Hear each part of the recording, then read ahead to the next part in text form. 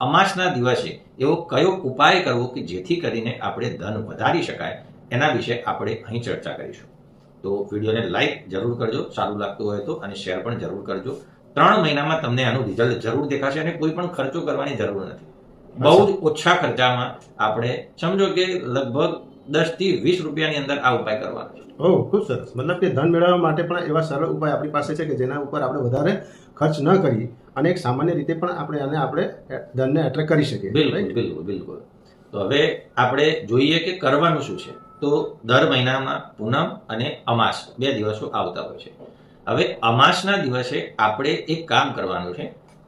એ કામ એ વિધિપૂર્વક હું તમને બતાવું છું. આપણે લગભગ એ કામ કરતા 10 થી 15 મિનિટ થશે, અને આ કોઈ જાદુ ટોણા અથવા તો તંત્ર મંત્ર કોઈ મેલી વિદ્યા નથી. આગળ આપણે એની ચર્ચા કરીશું, એટલે એ વિશે આપણે કોઈ ગભરાવાની જરૂર નથી. આ એક સાત્વિક કાર્ય છે, બરાબર. કોઈ તામસી કાર્ય નથી કે કોઈ ભૂત પ્રેત તંત્ર મંત્ર એવું કોઈ કાર્ય નથી. સાત્વિક કાર્ય આપણે કરવાનું છે કે જેનાથી આપણે અમાવસના દિવસે ખાલી ધન નહીં, પણ ધનની સાથે સુખ શાંતિ અથવા તો બીજી કોઈ તમારા જીવનમાં પરેશાની હોય, માનસિક શાંતિ, એ બધું જ તમને આ ઉપાયથી પ્રાપ્ત થઈ શકે છે.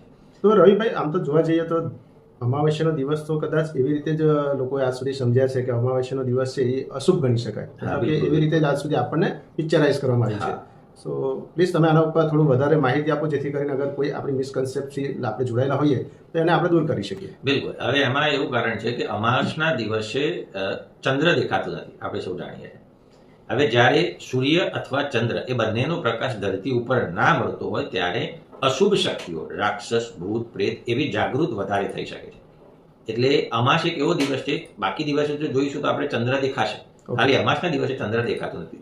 દિવસ દરમિયાન સૂર્યનારાયણ ભગવાન આપણને પ્રકાશ આપે છે, રાત્રે ચંદ્રદેવ જે છે આપણને પ્રકાશ આપે છે, પણ અમાસ એક એવો દિવસ છે કે જ્યાં આપણને પ્રકાશ મળતો નથી, તેથી એને અશુભ ગણાય છે. અને આ સમયમાં આવી શક્તિઓ જાગૃત વધારે થતી હોય છે. તો આપણે દિવસ દરમિયાન એવું કરવાનું છે કે સવારે નાહી ધોઈ સવારે ઉઠી સરસ મજાના શિવજીના મંદિરે જો પીપળો મળે તો આપણે બેસ્ટ.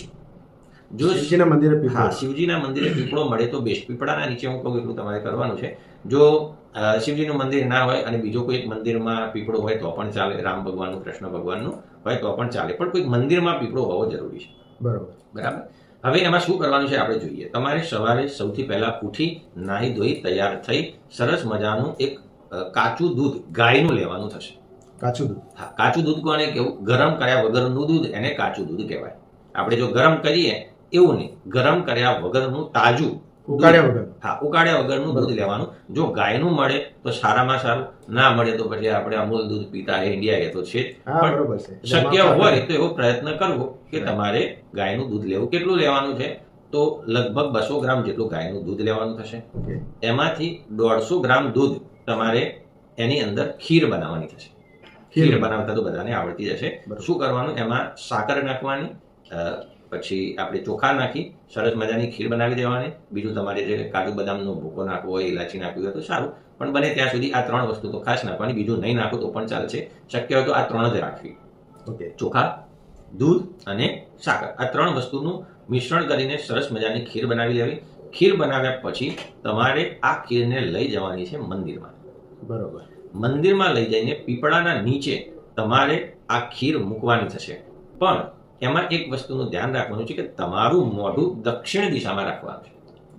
દક્ષિણ દિશા? હા, મતલબ કે પીપળાનું ઝાડ છે, આપણે જે જગ્યાએ ઊભા છીએ એ ઊભા હોય એની સામેની દિશા દક્ષિણ હોવી જોઈએ. હવે દક્ષિણ દિશા શોધતા ના આવડે હું તમને શીખવાડી દઉં છું. સમજો કે આપણે ઊભા હોય એની સામે પૂર્વ દિશા હોય, સૂર્યનારાયણ ભગવાન, તો જમણા હાથે તમને દક્ષિણ દિશા જોવા મળી જશે. એકદમ સરળ પદ્ધતિમાં શીખવાડી દીધું. ફરીથી ઊભા હોય ત્યારે આપણે સૂર્યનારાયણ ભગવાનની સામે ઊભા રહીએ તો એ પૂર્વ દિશા હશે, અને આપણા જમણા હાથે જે હશે એ દિશા હશે આપણી દક્ષિણ દિશા. તો દક્ષિણ દિશામાં આપણે ઊભા રહેવાનું. સરસ મજાની જે ઘરેથી ખીર લઈ ગયા હતા એ નીચે આપણે પતરાળાના વાટકા આવતા હતા પહેલા, એ વાટકામાં એ ખીર મૂકી દેવાની નીચે. પછી એક સરસ મજાનો ગાયના ઘીનો દીવો કરવાનો, કોળિયું 9 લેવાનું. બરાબર. 2 રૂપિયાનો ખર્ચો કરવાનો. એ કોળિયું 9 લેવાનું, એમાં એ દીવો મૂકવાનો, અને એ દીવા નીચે 1 રૂપિયો મૂકવાનો. 10 રૂપિયા મૂકવા તમારી ઈચ્છા, પણ શક્ય દીવાના નીચે રૂપિયો મૂકવાનો, ઉપર કોળિયું મૂકવાનું, દીવો પ્રગટાવવાનો અને હાથ જોડીને નમન કરવાના. પછી તમારે ત્યાં પાણી ચડાવવાનું છે. પાણી ચડાવવાની રીત હું તમને શીખવાડું છું, એ ધ્યાન રાખજો. પાણી તમારે આપણો જે હાથ હોય એ મુઠ્ઠી બંધ કરી દેવાની, અંગૂઠો આ રીતે થઈ જાય, એ કર્યા પછી તમારે અહીંયાથી પાણી ચડાવવાનું, ડાબા હાથે જે હોય ડાબા હાથના અંગૂઠા ઉપર આપણે જમણા હાથની હથેળીમાંથી અંગૂઠાનો જે અંત ભાગ હોય ત્યાં પાણીની ધાર કરવાની, અહીંયાથી પાણી નીચે અચ્છા રાઈટ હેન્ડ હા જમણા હાથથી એ ત્યાંથી જે પાણી નીચે જાય એવી રીતે તમારે પાણી ચડાવવાનું થશે પીપળાના મૂળમાં. પછી તમારે પીપળાની 5 કે 11 પ્રદક્ષિણા કરવાની. બરોબર. ફરીથી તમારું મોઢું દક્ષિણ દિશા તરફ લાવવાનું, 2 હાથ જોડીને નમન કરવાના. બરોબર. અને પ્રાર્થના કરવાની, તમારી જે ઈચ્છા હોય, જે મનોકામના હોય, તમારું જે કાર્ય અટકતું હોય બરોબર. એ બધા જ કાર્ય જે હોય એ પ્રાર્થના કરવાની, એ કાર્ય તમારા જલ્દીથી જલ્દી પૂરા થઈ જશે. બરોબર. લગભગ તમે આવું 6 મહિના કરશો એટલે કે 6 માસ કરશો, એમાં તમને રિઝલ્ટ જોવા મળશે. તો રવિભાઈ, આમાં તો મારા સમજણ અને મેં જાણ કરી એ પ્રમાણે, મને જે જાણ છે એ પ્રમાણે પીપળા પૂજનથી આપણા પિતૃદોષોનું પણ આપણને નિવારણ મળતું હોય છે. આપણે જે આ ઉપાય મેં કર્યો એ ઉપાય જે મેં તમને કીધો એ પિતૃદોષ નિવારણનો જ છે. અચ્છા અચ્છા. હવે આમાં એવું હોય કે એના લક્ષણો શું? હા, પિતૃદોષના લક્ષણો શું? દરેક વ્યક્તિ આમ એવું માનતા હોય કે પિતૃઓ અમને ના નડતા હોય, અથવા તો મર્યા પછી કોણ પાછું આવે. મા બાપ કે પિતૃઓ ક્યારે આપણને નડી જ ના શકે એવું આપણે માનતા હોઈએ કે ભાઈ એ આપણને ક્યારે ના નડે. તો કયા સંજોગોમાં શું એવું કદાચ બન્યું હોય કે જેના કારણે આપણને આ વસ્તુ ઉદ્ભવી હોય અને આપણને ક્યાંક નડતરરૂપ થતી હોય? હવે આમાં શું હોય એની આપણે આગળ ચર્ચા કરીએ. તો જ્યારે આપણા જે સ્વજન હોય એ મૃત્યુ પામ્યા પછી પિતૃલોકમાં જાય અથવા તો નરકમાં જાય, ત્યારે એમના જે દિવસ રાતની સાયકલ છે આપણા કરતા અલગ છે. આપણો દિવસ રાત 24 કલાકમાં પૂરો થઈ જાય, એમનો દિવસ રાત 15 દિવસ હોય. મતલબ આપણા 15 દિવસ થાય ત્યારે ત્યાં એમનો 1 દિવસ પૂરો થાય, બાકી પાછળના 15 દિવસ થાય એટલે એમની રાત હોય. એટલે 1 મહિનાનું એમની સાયકલ આપણા સમય પ્રમાણે ત્યારે એમની દિવસ રાત થાય. હવે આપણે બધા જાણીએ છીએ કે દિવસ દરમિયાન તો આપણે ભૂખ્યા રહીએ તો ચાલે, પણ રાત્રે દરેકને જમવા જોઈએ. બરોબર. તો અમાસના દિવસે એવું ગરુડ પુરાણમાં બતાવવામાં આવ્યું છે કે અમાસના દિવસે બધા જ પિતૃઓ જે આપણા હોય, જો ભગવાનના ધામમાં જતા રહ્યા હોય તો આવવાના નથી, પણ જે કોઈ કારણસર જીવ અટકી ગયો હોય, રહી ગયો હોય, તેવા પિતૃઓ દર અમાસના દિવસે આપણા ઘરના બારણે ઊભા હોય છે. હવે એ બારણે ઊભા હોય ત્યારે આપણે એમની આશા શું હોય? દરેક વ્યક્તિની આશા શું હોય? ભૂખ અને પાણી, કે ભાઈ મને ભોજન મળે અને પાણી મળે. હવે આપણા જ પિતૃઓ છે એટલે આપણે શું કરીશું? આપણે ભોજન નહીં આપીએ તો બાજુવાળાના ઘરે તો જવાના નથી. હવે જ્યારે એ પિતૃઓને ભોજન અને પાણી આપણે ના આપીએ તો એ નિશાસા નાખતા નાખતા પાછા પોતાના લોકમાં જતા રહેશે.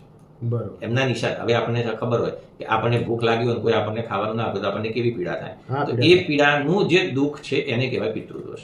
અને એના કારણે એ જે પીડા જે હોય છે એ દુઃખના કારણે આપણને તકલીફ થાય છે. આપણા ઉપર આપણા પિતૃઓનો આપણા શરીરમાં અંશ રહેલો છે, આપણે સૌ જાણીએ છીએ, અને એ આપણી ફરજ છે. અને બીજું કહું તમને, ભગવાન શ્રી કૃષ્ણ સર્વે જાણતા છે, દ્વારિકાથી થોડા આગળ જઈએ તો મોક્ષ પીપળો છે. એ મોક્ષ પીપળામાં ભગવાન શ્રી કૃષ્ણએ પોતાના જે ભાઈ હતા, 6 ભાઈનું મૃત્યુ થઈ ગયું હતું કંસની જેલમાં, તે સર્વે ભાઈઓનું પણ શ્રાદ્ધ કર્યું હતું.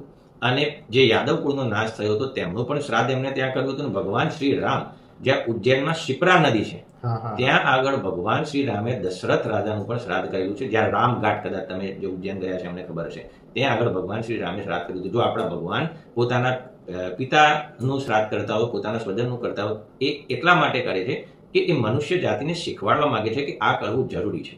તો રવિભાઈ, આજે તમે જાણ કરી કે આ વસ્તુ આપણને આ રીતે ક્યાંક ને ક્યાંક ઉદ્ભવતી હોય છે, ક્યાંક એમની કહેવાય ને મનોકામના કંઈક અધૂરી રહી ગઈ હોય અને ક્યાંક એમનો જીવ ભટકતો હોય, પણ આની અંદર આજના સમયની અંદર આપણે એ સમજવું થોડું અઘરું છે. તો થોડું એવું કઈ આપી શકીએ કે અમુક કહેવાય ને કે એના સિગ્નલ્સ કે આ વસ્તુ વારંવાર થતી હોય તો પિતૃદોષ આપણે ગણી શકીએ કે તમારા મતલબ સવાલ એવો હું અર્થ સમજુ છું કે પિતૃદોષના લક્ષણો શું?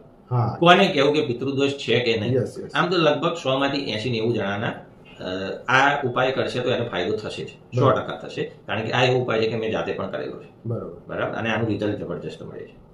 તો હવે લક્ષણો કયા? તો પહેલું લક્ષણ છે કે આપણે જમતા હોય અને એક જ વ્યક્તિના જમવામાં વારંવાર વાળ નીકળતા હોય. ઘણા લોકોને આવું થતું હોય. બીજા ઘરમાં જમતા હોય, બીજા કોઈના ના નીકળતા હોય, પણ જે એક વ્યક્તિ એના ગમે ત્યાંથી એના જમવામાં, શાકમાં, દાળમાં, રોટલીમાં ક્યાંથી વાળ નીકળે તો સમજવાનું કે તમારે પિતૃદોષનું એક લક્ષણ છે. બીજું, ઘરમાં નાના બાળકો હોય અથવા તો પોતાને પણ વારે વારે પિતૃઓના જે મૃત થઈ ગયા હોય એના સ્વપ્નમાં દેખાતા હોય, અમાસની આગળ પાછળ દેખાતા હોય, તો તમારે સમજવાનું કે પિતૃદોષ હોઈ શકે છે. અથવા તો તમને સર્પના સપના વધારે આવતા હોય તો પણ તમારે પિતૃદોષ હોઈ શકે છે.